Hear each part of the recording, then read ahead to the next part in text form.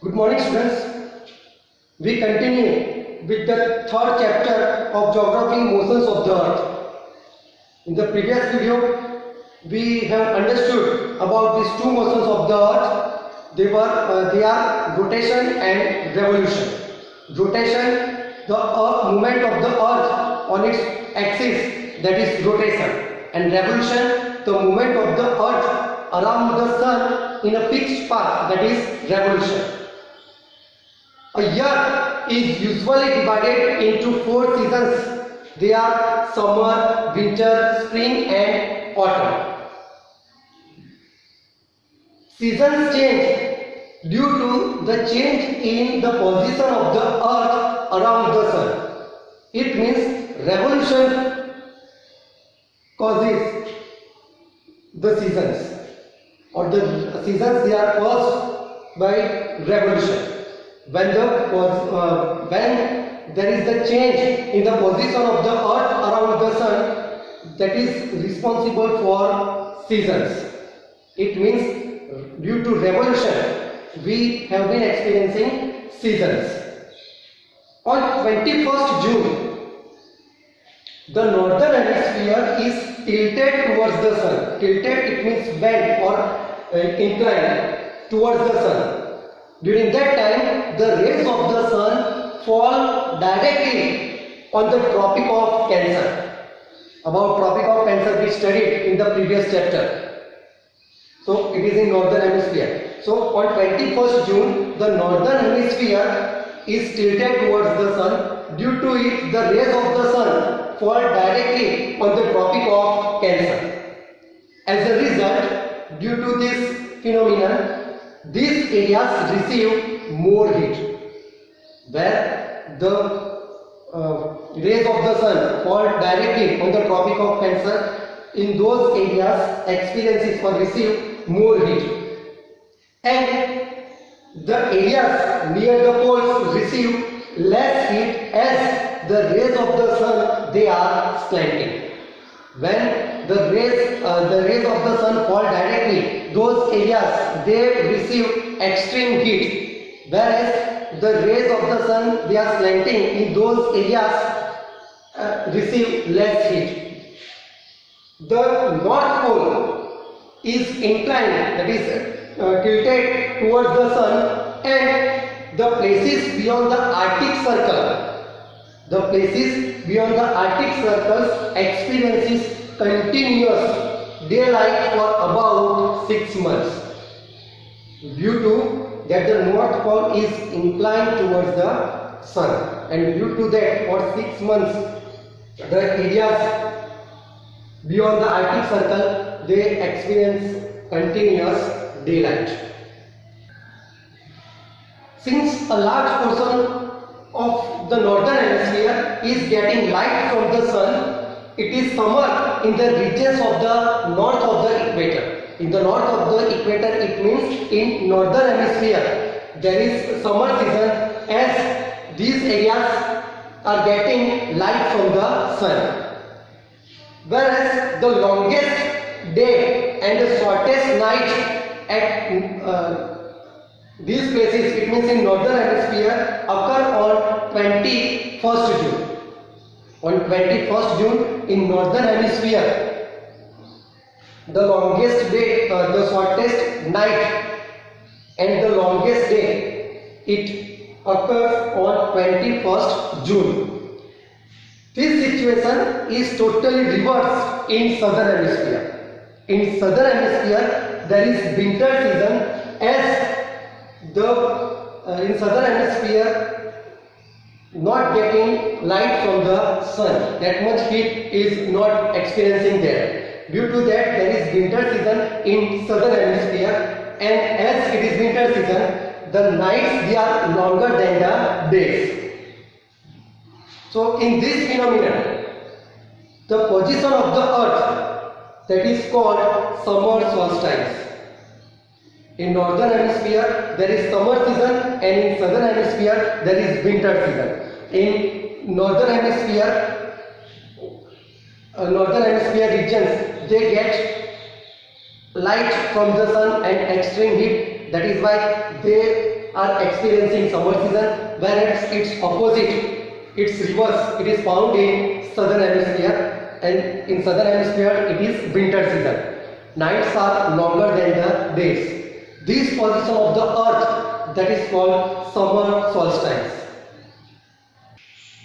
Now understand about winter solstice. On 22nd December, the Tropic of Capricorn, it receives direct rays of the sun. As the south pole tilts, it means inclines towards the sun. On 22nd December, the Tropic of Capricorn, it receives direct sun rays as the south pole tilts towards the sun. As the sun rays fall vertically at the Tropic of Capricorn, a large part of the southern hemisphere, as Tropic of Capricorn lies in southern hemisphere, so large part of southern hemisphere gets light. So it is summer season in southern hemisphere. Whereas this situation reverses in northern hemisphere, as in northern hemisphere the sun rays does not fall directly, does not fall vertically. Hence there is winter season in northern hemisphere. Such position of the earth, that is called winter solstice.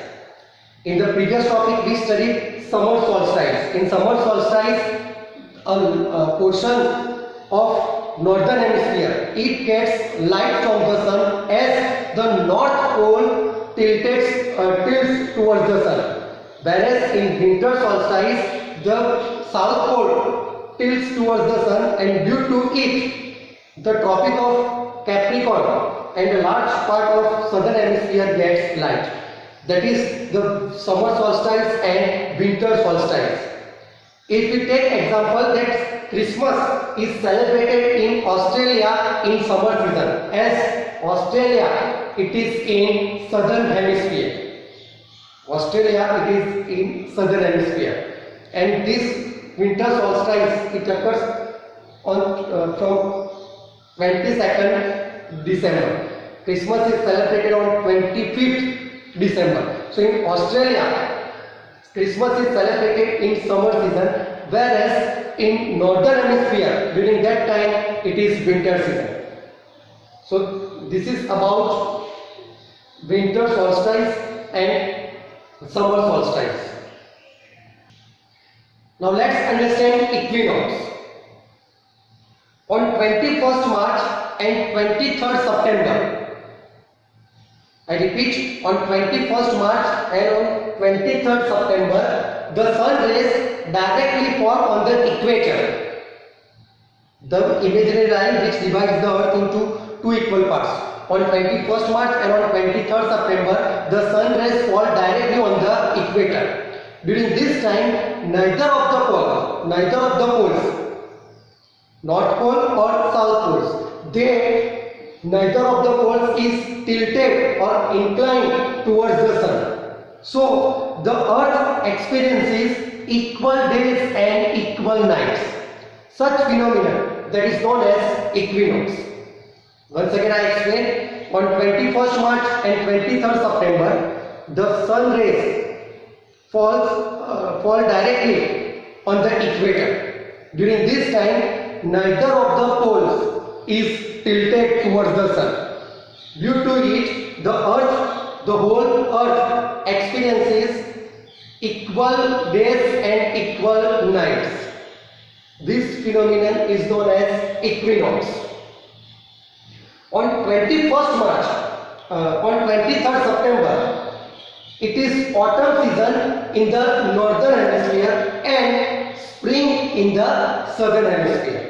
On 23rd September, there is autumn season in northern hemisphere and spring season in southern hemisphere. The situation is reversed. The opposite is the case on 21st March. On 21st March, spring season in northern hemisphere and autumn in the southern hemisphere. In this chapter, we studied about two important motions of the earth. They are rotation and revolution. Days and nights, they are caused by rotation, and cycle of seasons is caused by revolution.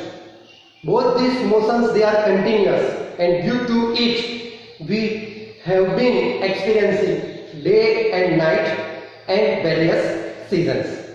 This is all about the third chapter, motions of the